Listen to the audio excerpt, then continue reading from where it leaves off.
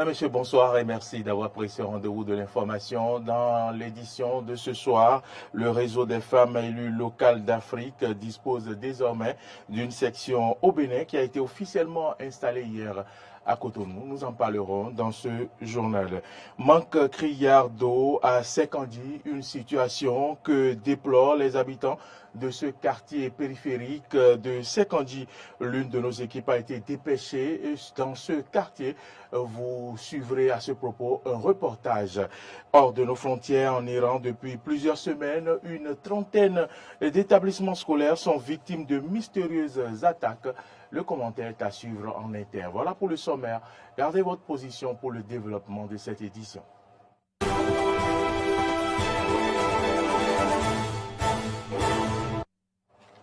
Un réel plaisir de vous retrouver et bienvenue dans ce journal. Le réseau des femmes élues locales d'Afrique, REFELA, dispose désormais d'une section au Bénin. Le REFELA Bénin a été donc officiellement installé hier à Cotonou. Le premier vice-président de l'Association nationale des communes du Bénin a présidé cette cérémonie d'installation.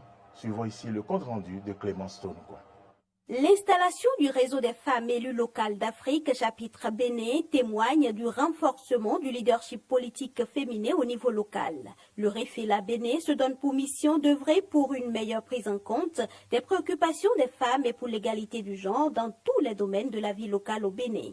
Sa présidente, consciente de ce que leur désormais appartenance au réseau panafricain REFELA est un avantage, implore le soutien de la présidente Afrique du réseau pour réussir la mission qui leur incombe. Il n'est point besoin de rappeler que le REFELA est un véritable ciment qui unit durablement les associations nationales de femmes élues et qui représente en même temps une plateforme de recherche et de co-construction de l'épanouissement global des femmes engagées en politique.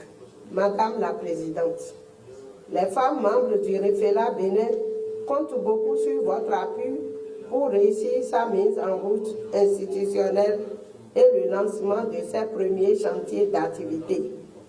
Ainsi, très rapidement, notre chapitre se positionnera sur les grands sujets et participera pleinement à l'animation des débats initiée au plan régional et international. La cérémonie a été l'occasion de présenter aux femmes élues locales, membres du REFELA Bénin, le réseau africain dont elles font désormais partie. L'invite de la présidente Afrique à leur endroit est de travailler de concert avec les différents partenaires pour l'atteinte des objectifs. I will urge you to be proactive.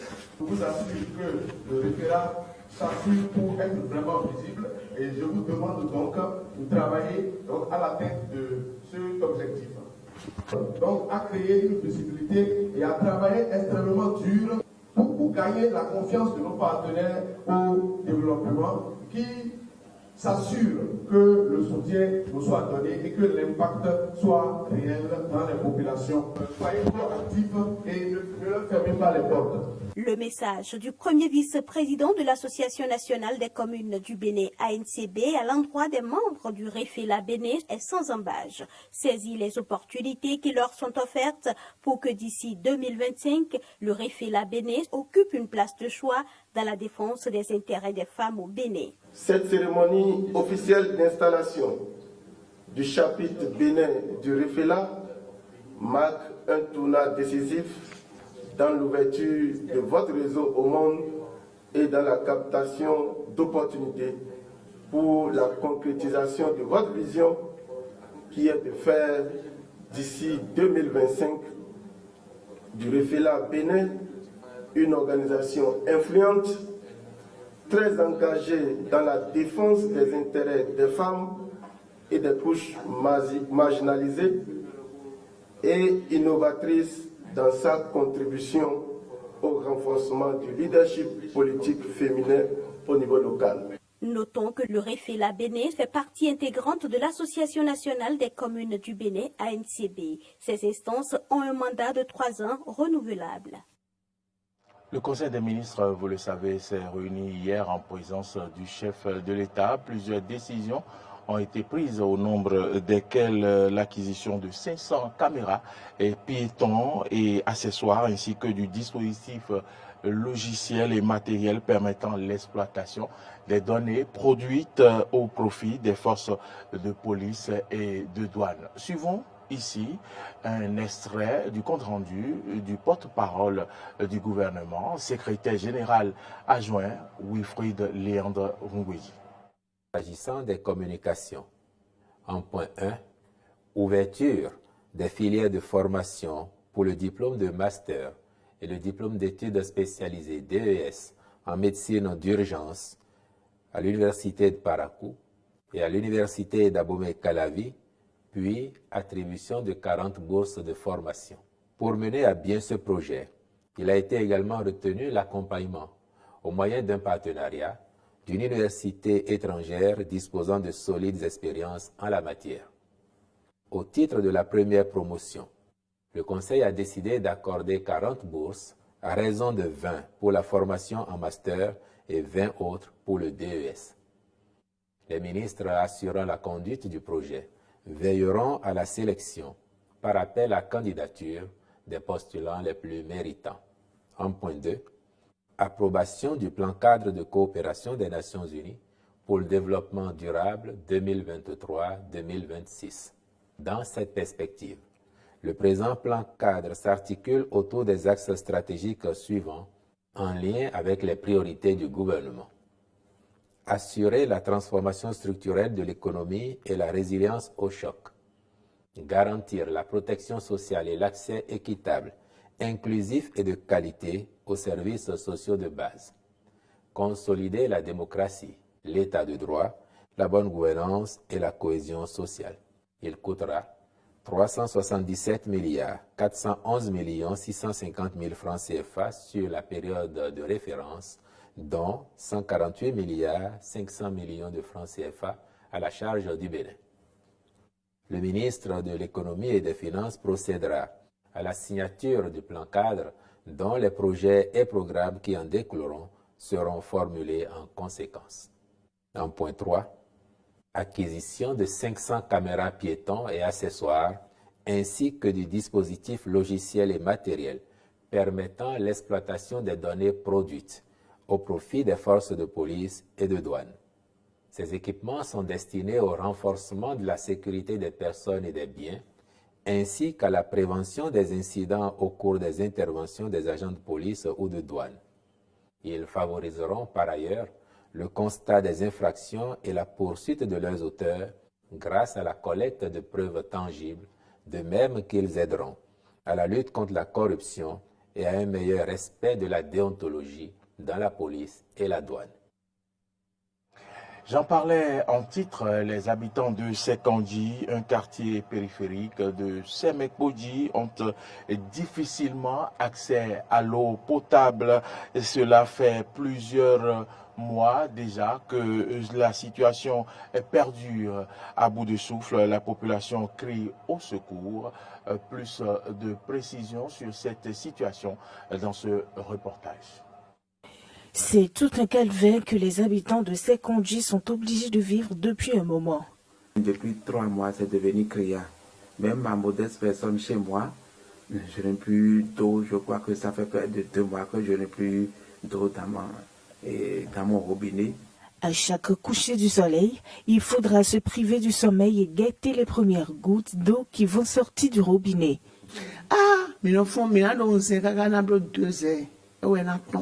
La nuit, lorsque tu te couches, déjà à 2 heures du matin, tu es sur pied pour surveiller le robinet. Jusqu'à 4 heures du matin, c'est fini. À peine quelques gouttes sortent. À partir de 5 heures, beaucoup de personnes se lèvent pour prendre de l'eau et à ce moment, ça saute très faiblement. Après ça, ça fait au lendemain, il n'y a plus d'eau. Si tu te laves trop, c'est avec 2 litres ou 3 litres d'eau. Mais se laver avec 5 litres d'eau maintenant, c'est pas possible. 3 litres, 5 litres à Simon-Bolé. Passé 5 heures du matin, il n'y a plus d'eau à Sekandji. Il faut maintenant faire des centaines de mètres de marche pour espérer en trouver dans un quartier à côté. on est obligé de faire le calvaire, d'aller chercher un peu partout avec des bidons pour chercher d'eau courante afin d'en bénéficier. Le chef quartier semble connaître les causes de cette privation d'eau dans sa localité. Compte tenu de mes investigations, puisque j'ai appelé, puisque en tant que chef quartier, je suis aussi président du comité de plainte par rapport à la voie qui s'effectue. Donc il y a beaucoup de plaintes qui sont venues à mon niveau. J'ai essayé d'investiguer vers les gens de la SONEP et vers les gens de l'entreprise qui s'occupent du pavage de Sékandji. Donc les gens de l'entreprise disent, eux, ils ont essayé de faire leur formalité auprès de la SONEP. C'est la SONEP qui ne répond pas promptement à leurs sollicitations lorsqu'il y a des dommages à tel niveau, il y a des sections des tuyaux de la SONEP et autres là, eux ils ne viennent pas proprement répondre. On les a déjà sonnés plusieurs fois. Ils disent qu'ils sont à pied d'œuvre pour pouvoir pallier à cette situation et qu'il y a une coupure générale dans la zone. Je profite pour dire, ça fait déjà des mois, près d'1 an, à Semepodji, on a eu un réel problème de fourniture d'eau par la SONEP. Marcel Achadé est un commerçant de l'eau en sachet communément appelé Puruata. Depuis cette coupure d'eau, il affirme que son business a pris un coup. C'était déjà compliqué pour nous de nous tirer d'affaires. L'absence de l'eau maintenant vient tout aggraver. Nous ne produisons qu'une petite quantité d'eau Puruata avec l'eau potable que nous arrivons à réserver les matins entre 3h et 5h. L'économie de ce quartier serait également en chute libre. Il faut qu'il y ait une action urgente pour permettre à la population de Sékandji de continuer à vaquer à ses obligations, nous ont confié les personnes interviewées. Cette désolance-ci et les autorités nous attendent, ils n'ont qu'à réellement réagir. Sans l'eau courante, la population ne peut pas vivre. La qualité d'eau de pluie à Sékandji ne nous permet pas de vivre hygiéniquement. Donc, ils n'ont qu'à faire diligence pour que la population n'en souffre pas davantage. Nous demandons au gouvernement de nous aider à avoir l'eau comme par le passé.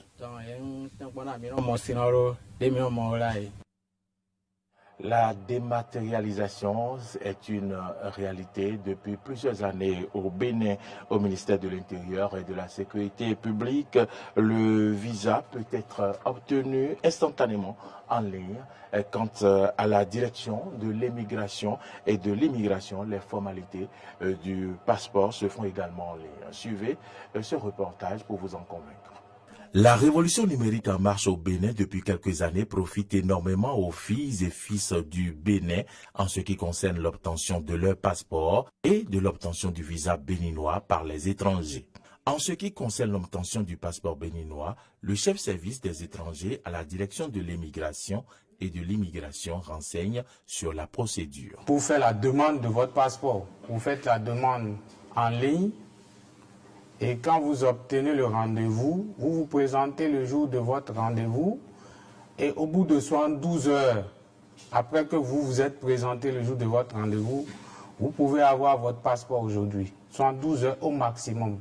Selon le commissaire-major Adebayo Hassani, la dématérialisation du passeport présente de nombreux avantages. Réduire les affluences au niveau du service public et faciliter les procédures aux usagers.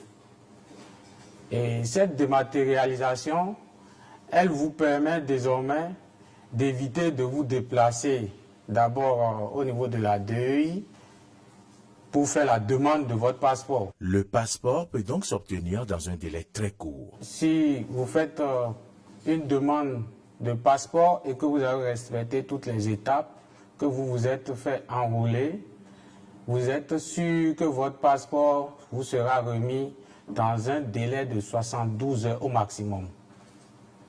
Et c'est l'une des performances qui ont été enregistrées par la direction depuis environ 5 mois.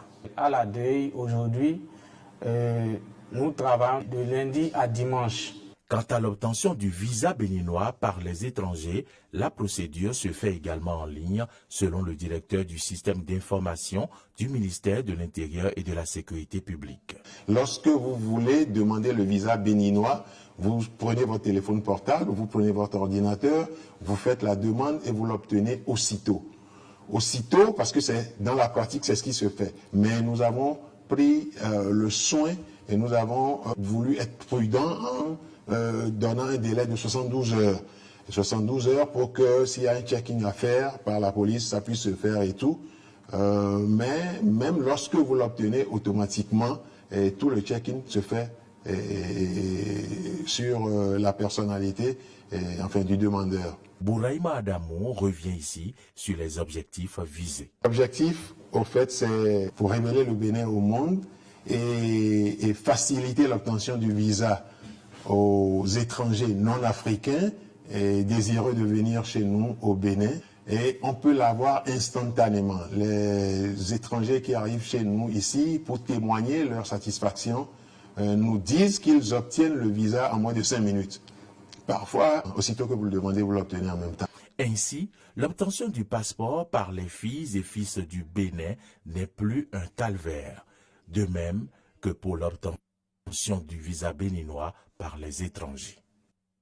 Un mot du sport dans cette édition. Les Guépards juniors du Bénin ont courbé l'échine cet après-midi face aux Lionceaux de la Teranga, 0-1 dans le cadre des quarts de finale de la Coupe d'Afrique des Nations juniors qui se déroule en Égypte. Le Sénégal est donc qualifié pour les demi-finales, mais obtient aussi son ticket pour la Coupe du Monde junior, alors que les Guépards juniors sont éliminés de la compétition. Allons hors du Bénin à présent, en Iran, depuis plusieurs semaines, une trentaine d'établissements scolaires sont victimes de mystérieuses attaques et certaines écolières ont été intoxiquées par des gaz. Suivez cet élément. Dans ce pays, les cas d'écolières intoxiquées par des gaz se multiplient. Ce mercredi 1er mars, c'est plus d'une centaine de jeunes filles qui ont été intoxiquées, portant le bilan des cas d'empoisonnement à près de 800 depuis novembre dernier. Ces écolières, qui ont alors souffert de difficultés respiratoires et de nausées, ont donc été transportées à l'hôpital. Et l'État évolue favorablement, selon un communiqué du gouvernement du pays qui autrefois a été accusé d'être passif dans cette affaire d'attaque de filles écolières. Le gouvernement a même annoncé une enquête pour démanteler les réseaux de ces personnes mal intentionnées. Le ministère de la Santé avait expliqué dimanche que certains individus cherchaient par ces actions à fermer toutes les écoles, en particulier les écoles de filles. Madame, Monsieur, c'est ici que se referme ce journal. Merci à toutes et à tous de l'avoir suivi et surtout, merci de votre fidélité à Eden TV. Vous le savez, les informations continuent sur nos différentes plateformes, YouTube, Twitter, Facebook et sur notre site internet www.benin-eden.tv. Vous pouvez également télécharger notre application Eden TV Diaspora FM sur Play Store ou App Store pour nous suivre. Bonne suite de nos programmes et bonsoir.